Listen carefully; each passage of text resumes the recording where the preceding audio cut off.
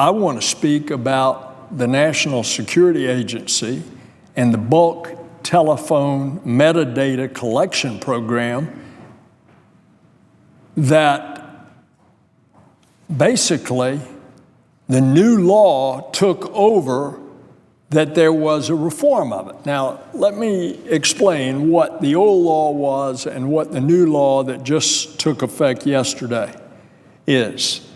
The old law that had been in effect for, I don't know the exact number of years, but something in excess of 5 and less than 8. The old law said that by going to the approved court that handles classified information, called the Florida Intelligence Surveillance Act Court, the FISA, known by its acronym, that the government could ask for these records to come into the possession of the government by showing good cause as to why those records would be held. So it was pursuant to a court order. But what were the records to be held? These are business records of the telephone company. This is not content of the telephone call. This is the business record that says on such and such a day at such a time that telephone number such and such called telephone such and such. That's called metadata. That's it. No content. And for the last almost a decade, ever since we had the 9/11 attacks and we passed the Patriot Act to try to make it much more efficient for our national security agencies to protect us, those records, if the telephone company complied with the order, would be in the database, but it's not the content. It's only the business record stating what I just said. Call number such and such, call such and such. Now, why was that important? Because when we suddenly got an indication that we had a terrorist that was going to strike, either here or abroad, and if that terrorist had a link to a number, we could see what calls that potential terrorist had made to what number, and what numbers that number then called. And you could go down several different calls. And it was through that we were able to track down and prevent a number of terrorist acts, including in this country. So earlier this year, along comes the reform of this. Now, the choice that this senator, which supports the old law, was given was either the old law is going to expire and there's not going to be any law that governs the collection of these business records, nothing, or go with the reform. And the so-called reform was you had to go into the FISA court to get an order as to a specific number and a specific reason why that number was something that you wanted. Now, that sounds harmless enough, except when you're dealing in some cases, seconds, minutes, a few hours, that you might be looking for this person that we suddenly got a tip, maybe from a human source, that they're about to try to do us damage. So, how long is it going to take to go into court? Is it going to take months? Is it going to take weeks, days? All the time, the potential terrorist is well ahead of us. I know our intelligence agencies are trying to be prepared so that they could do it in the shortest possible time. But a judge has to be there, has to hear what are the facts, the probable cause, in order to then render an order to allow the intelligence agencies, in the case domestically, it would be the FBI, to go get those business records. If you get the business record and you see that it goes one hop to another number, but maybe that goes another hop to another number, and that goes another hop to several other numbers under the so-called reform of the USA Freedom Act, there's a limitation on the number of hops. This senator feels that we shouldn't limit those hops if we're trying to find out who the bad guy is and who it is, what he's about to do.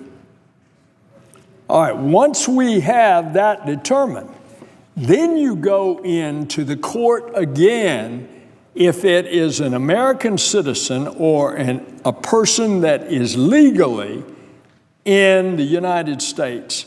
You have to obtain another court order in order to be able to get the content of either listening to those calls or, in the case of email records, what is the content of the call. We always said that there ought to be this continuous tension between our right to privacy and protecting our country and ourselves. We want that tension to be there because our right to privacy is what makes us different in this country. And therefore, that's why we have the protections of having to go into court in order to get the contents of the communications.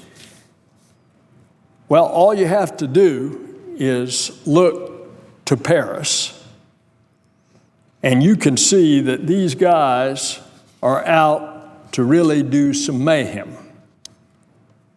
If in any way we are slowed down, then I think it is a considerable hindrance on us.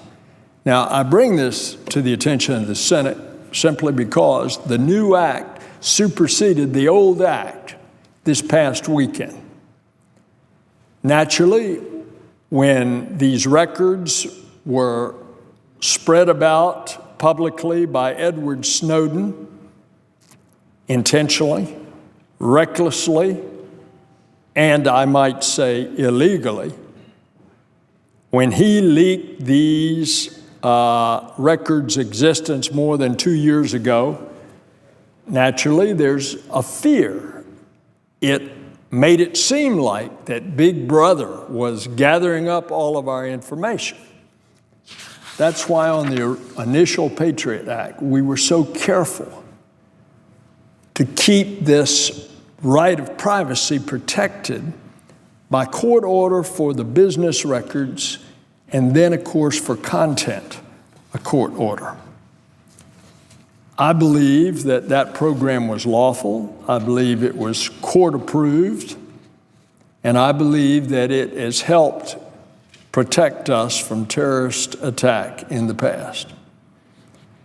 And I think the confusion about in the land is so much because what was the bulk record? It wasn't content, it was business record. The dates, times, length, the numbers dialed, but not their content. So We have this new law. It's in place. The National Intelligence Director, Jim Clapper, and the NSA Director, Admiral Mike Rogers, assured us that the new law preserved a critical counterterrorism capability. But these Paris attacks remind us just how brutal ISIS really is, and that the terrorist threat persists. Now, Madam President, something that we ought to look at is, as you look at who were the terrorists in Paris, there were 4 of them that we knew of and that we had on our no-fly list and were citizens of European countries. What does that mean? That means that they didn't have to go into the embassy to get a visa so their background could be checked. They are one of the visa waiver countries. But there was another one of their citizens who was one of those terrorists that in fact was not on our no-fly list.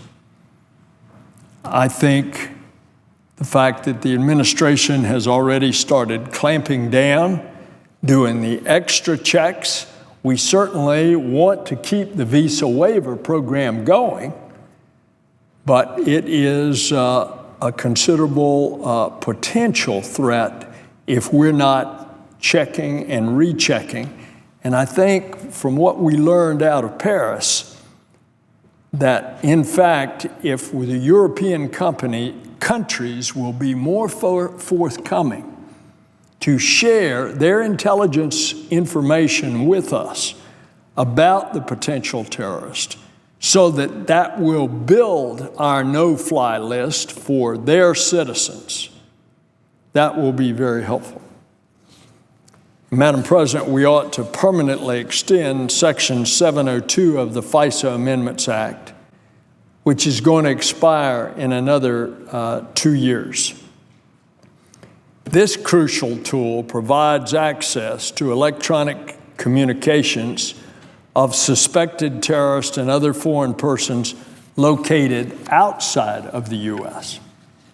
And so as we redouble our counterterrorism efforts, we must maintain what works and make the necessary changes as the threat evolves. And that means remaining vigilant and using all the tools in our toolbox, including intelligence collection, homeland security protections, and the fight against ISIS on the battlefield. Madam President, I yield the floor.